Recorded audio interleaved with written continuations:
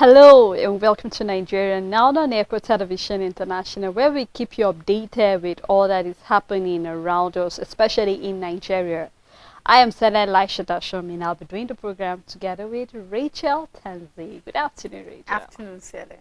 All right, we have quite a number of stories or quite a number of issues we would like to bring to the table and discuss, and you can be part of that discussion by joining us live on Facebook and on YouTube. And you can also drop your views on what you feel and some of the recommendations that we can apply as a country so we can be better. Now, let's take a look at what INEC says. We are aware that 18 days to the offshore governorship election, that is talking about Kogi, Imo, and Bayelsa. And INEC is saying that some materials have not really been sent over there. I know, Rachel, while we were looking at the story, it's quite unfortunate the fact that at a time like this that everything is supposed to be intact. Everything talking about material that are needed for the election are supposed to be on ground. But then INEC is saying because of some court cases, back and forth litigations and coming from internal parties and all of that have actually hindered them from making all the materials that are needed, because it's expected that presently all the materials talking about the pictures of the candidates that they are supposed to be having, everything should be there. But we are aware that a number of candidates were actually off the election, especially that of Silva, where we saw that there was some back and forth about whether he actually can qualify to actually contest for the Bayelsa governorship election. We see that him and Dire had a back and forth, and this is one out of many other court cases that INEC is talking about, and that is the reason why they're unable to make all of the materials that are needed. But a number of Nigerians have said that this election will actually be a time that INEC will come out to let Nigerians know that they are truly trustworthy, because this is the last opportunity they have to actually come out clean and let Nigerians know that they have nothing off their sleeves and that they are not ready to rig this election in whatever manner. Because Nigerians cannot help but cast their minds back to what happened during the February-March elections, where we saw a number of irregularities ranging from technicalities and all. And Nigerians have said, hope INEC is not trying to play that same thing in this present election. But then we are actually keeping our eyes open and hoping that INEC will actually redeem itself during this issue, or talking about the off-season election that we are having.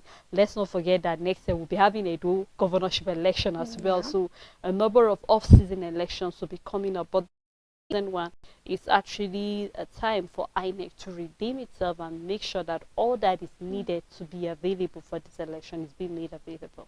So I believe that INEC have started to learn their lessons, and even if they haven't, or if they have, we will see the result. I believe it's not even necessarily in this current election, Bayelsa, Imo, or Kogi State. Is in the years ahead. Is in the next general polls, elections for the country, and all of that. And why I'm saying that INEC have learned their lesson is that I believe that this 2023 election have taught INEC a lot, that there's more that needs to be done. First of all, if party politics or problems or crises are coming to be a problem for the upcoming election, and if it will affect your electoral function as a commission, then something needs to be done about it. It's either a better structure is supposed to set up, or INEC's jurisdiction have to be increased. This is where I'm coming from. Before primaries, INEC should have the complete details of this governorship election, candidates rather. They should be able to know if these persons at the party level have everything it takes. So it takes away, it rules out any problem of later on coming to realize that this candidate is not fit. After primaries have been done, this party have brought out their flag bearer. Every party have said, this is our flag bearer at the primary level. This is the person that have emerged as the person we want to be our representative at nationally, state level, local government, senate, whatever level, you also have to be a part of the process. Because now if litigations are coming in as a problem for you, all these court cases, I believe that INEC have a legal team. So who are the people in charge of logistics that these materials are not yet in this state? Because I want to accept, if INEC itself don't have a structure, I believe they should have people in different positions. Now, it's one thing if party crisis, such as if a candidate is fit or not, is affecting, because people need to know what will pass or not on these ballot papers, and all of that is understood. So it means that your work should go further than just conducting election. If this is going to be a problem to you in the future, it means that they have to widen their scope concerning what is their job and duty, because anything that would affect your job or your productivity as INEC, you should be maybe not completely in charge of it, but have a place where you come in to make sure it's not a problem for you in the future. And then secondly, when it comes to materials being in a place, I want to believe that litigations directly don't have an effect on that, because as INEC, you're playing your own part, you're preparing, you're taking materials to the place needed. Even if tomorrow this election don't happen by any means, your materials are safe where they're supposed to be, and whenever the issues are being resolved, you can carry on your election. So I believe this is opening a lot of things for INEC to see that, you know what, we need to restructure certain things. We need to be in this place. We need to be in that place. There are certain things we need to look into. So I believe after all of these polls, all of this exercise, before the year 2027, I believe INEC should have come out with a better structure, because 2023 election turned out to be very different compared to how elections have been taking place in Nigeria. And then there's so much work that needs to be done, and this is the best part for me, because it is opening our eyes to a lot of gaps and a lot of loopholes that the government in general is supposed to look into, and then INEC specifically, so that they won't have things that shouldn't affect their output to affect them. You know, Rachel, from the very onset, beginning of talking about these offshore elections, a lot of times the election have been met with one complaint after another coming from INEC. It's either INEC is talking about violence in Imo State and other two states, or it's the fact that INEC is talking about their short staff, because a lot of people are even afraid to register for ACOC, and then a lot of people are even afraid to even come out for the election because of one uncertainty after another. And we've been saying the fact that if INEC have done its assignment, I mean, investigate all you need to investigate, cross-check whatever you need to cross-check, maybe there are some things that can be avoided. But just like I said, I'm trying to just give the INEC, I mean, an opportunity, a benefit of doubt, the fact that maybe the work is quite huge, and then maybe the body needs to be divided, or we need to have another body being divided that can look into this other part, making sure that you investigate all you need to investigate, while we have the INEC concentrate totally in making sure that we have a credible election. Because we've seen that even the UK said their eyes is on the offshore election, because we saw what the European Union said during our election. We saw what UN, quite a number of bodies had one thing or the other to say, especially our international observers who came in. They had one thing or the other to say about the elections that happened February and March. So I think it's high time INEC do what is expected of that body to be done. And we saw they are also calling on stakeholders to please avoid anything talking about violence, making sure you put people in order, your supporters. We shouldn't see people inciting violence whatsoever. And I think this is also a call to the youths over there to do not allow yourself to be used as a tool for destruction and also causing any chaos whatsoever. Because believe you me, when you get into trouble, the people who actually sponsor this will be nowhere to be found. So I think it's high time we learn lessons. If there's anything for me, it's the lessons that INEC need to take from the February-March election. Looking at the fact that make sure the ACOC staff are well trained, they should know how to use the beavers. The results should be displayed electronically as you have promised Nigerians. because Nigerians deserve that. And if money was being paid to make sure all of these things are actually functioning, then I think that we owe, or rather INEC owe us that obligation to actually make sure that they stand by their words and do all that is expected. So right now we are having the countdown going. Yes. 18 days from tomorrow, we see 17 days down to 11th of November. So we are hoping that INEC will do all that body needs to be done, and we hope that right now they should be, because the time looks very short for them to be able to send in those materials and make sure everything is. But we hope that nothing will affect the election, because it's very important that we have the election. It's only a practice for democracy in the country. Now, also, we are having the fact that Senate is saying that the body, or talking about our lawmakers, want to probe about 11.35 trillion naira that was being used for maintenance of refineries for over 10 years or so, because they are starting that probing from 2010 down to 2020. And quite a number of things ran through my mind, Rachel, when I saw that. Is the fact that why send money for the past, how many years are we talking about now? 10 years. To something that has not brought anything so far. You send money 2010, nothing came. 2011, 2012, 2013. We are in 2023. And Richard, this is not the first time Senate is probing money that's been sent for a particular maintenance of a refinery that is not even doing anything. That refinery, as far as I'm concerned, has not produced anything so far to this country. We are still importing. So questions will be, why do we have money being channeled to that various refineries? I mean, we have to remember that we have about 4 refineries in this country, 2 in Port Harcourt, Warri, and then in Kaduna.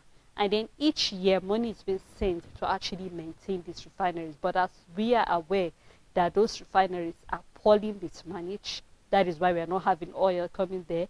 As it is presently, those refineries are just lying down idle without doing anything. Yet money kept going to the refineries to fix it. Maybe we're hoping that somehow, magically, those refineries will start doing something. So my question is, why wait this long to probe such a thing? And this is not the first time we're seeing you say you want to probe, but so far nobody has said, no report has been submitted. Those committees, nothing have come out of all of these committees. So questions will be, so what is different this time around that INEC wants to probe that it has not been probing all those other years, that it's hoping to get a result this time around? I mean, the question is, who are you going to probe? You already know who you are going to probe. You know who are the people that have been in power, who have been in position to make sure that our refineries are functional, and for some reason you don't do the job. And whether we like it or not, we have been having the same people rotating in the politics of Nigeria, in leadership and in governance. Who are the senators under this constituency that we have these refineries are in Kaduna and then in Port Harcourt? Are you trying to tell me that it hasn't been your business all of these years? What about the governors? These refineries are functioning in your state. Are you trying to tell me it haven't been your business all of this while? And then what about the people that are in charge? What about the NNPCL bosses that have been from that period? We're looking at, if we're taking it 10 years back, then we are even going to go as far as the Yar'Adua administration, Goodluck, and then Buhari's administration. And then perhaps we can start from year 2012, where we have Andrew Yakubu, and then before it was taken over by Dawa or somebody like that, the NNPCL boss at that period, but just for a period of 1 year. Now, before we are now having carry under Buhari's administration. So who have been in charge, and where are we going to start this probe? When was the chunk of money given, at what period of time? Sele, I'm looking forward to the time when our lawmakers sit down to say we are probing certain things. Don't just leave it as a probe, like the probe is just some word that needs to be raveled and broken down. Be precise. Say what you want to do, how you are going about it. We are calling so person to give amount for, to give account for the 5 trillion naira that was given to him within this period of time, from the period of 2010 2035 to 2040. Come and tell us, what did you do? This money was given for this refinery, this, that, specifically for the need of something like that.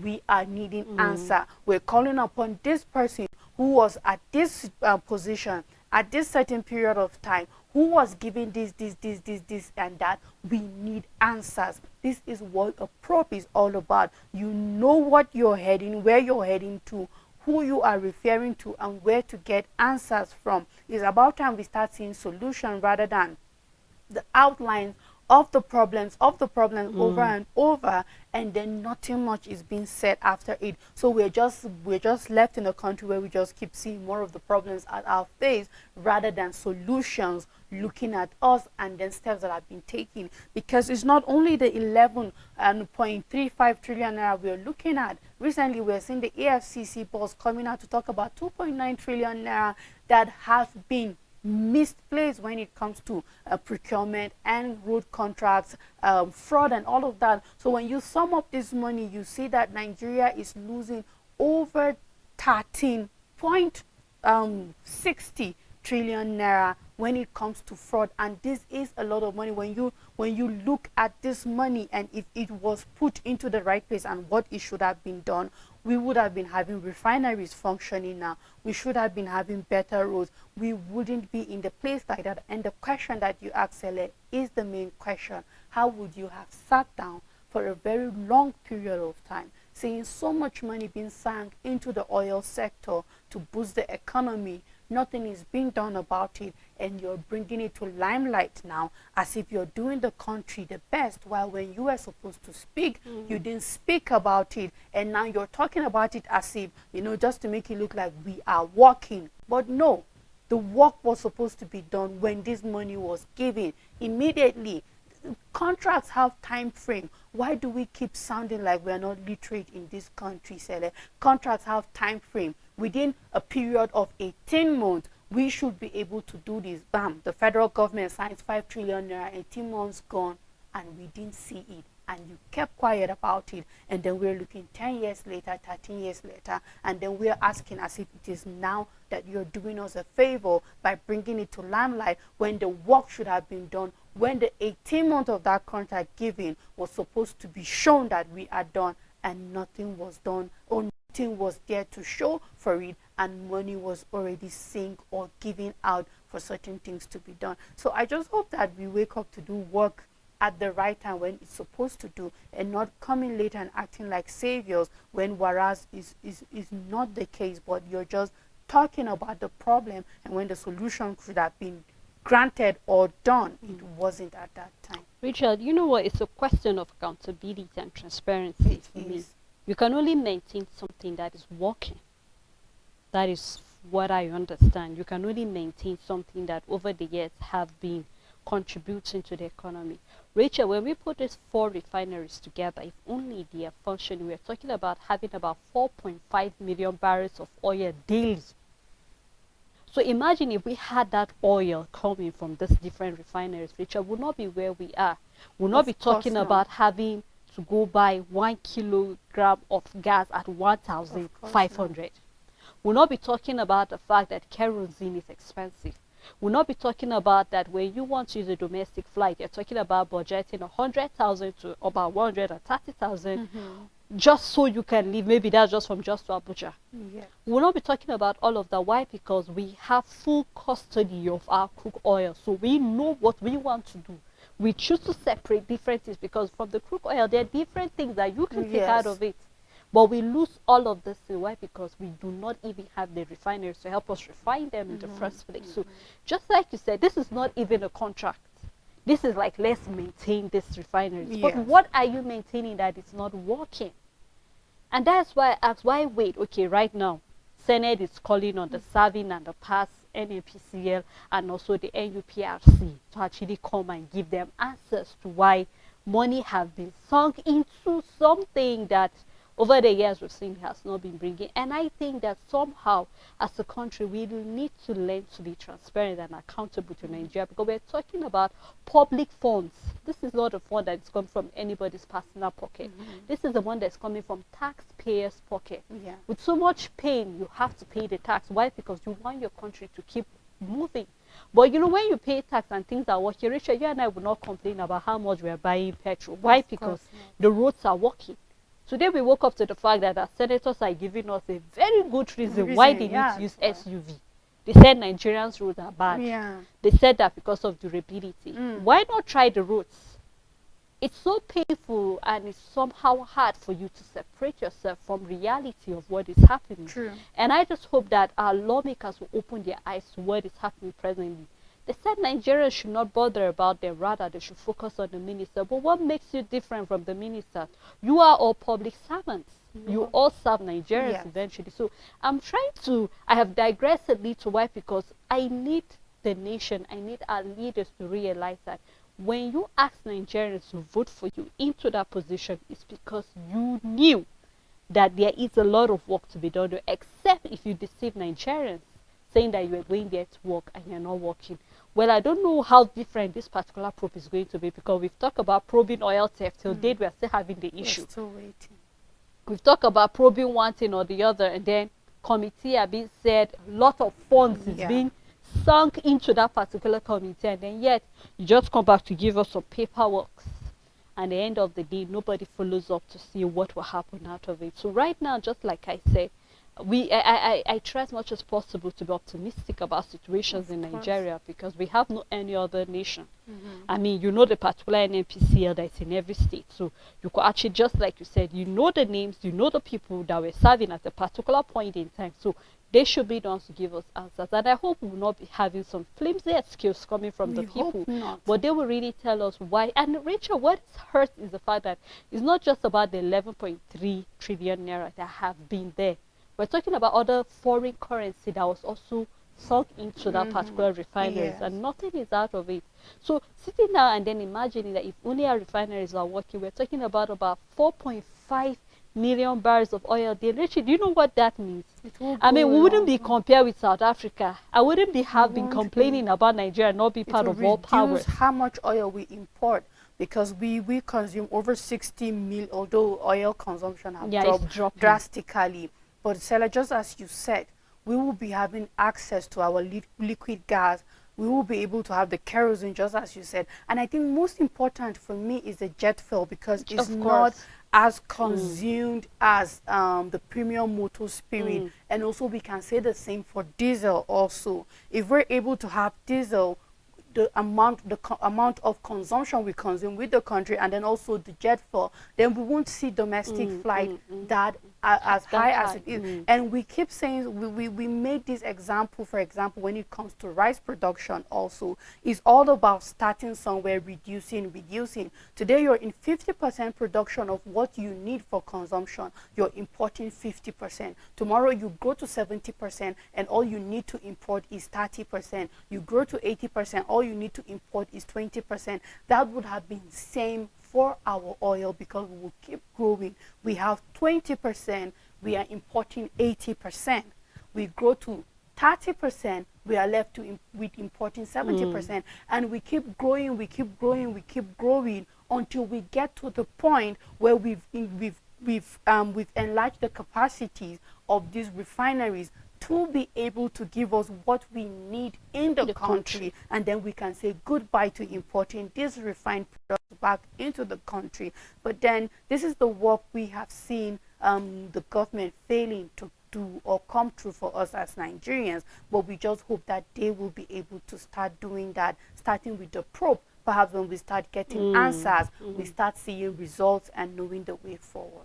Well, just like we said, we just hope there's not be another one of those explanations whereby Nigerians begin to wonder, maybe Nigeria, sometimes our leaders think they're dealing with illiterates, not knowing that Nigeria is not aware of what is happening in the country. But we look forward to seeing a different thing concerning this probe.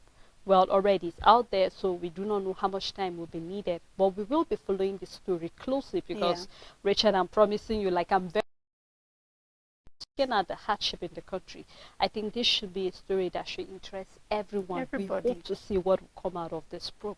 Well, thank you so much, Rachel, for doing You're this with welcome, me. Sally. And thanks to our viewers and supporters for keeping the day with us on Nigerian Now. Until we come again, have a blessed day.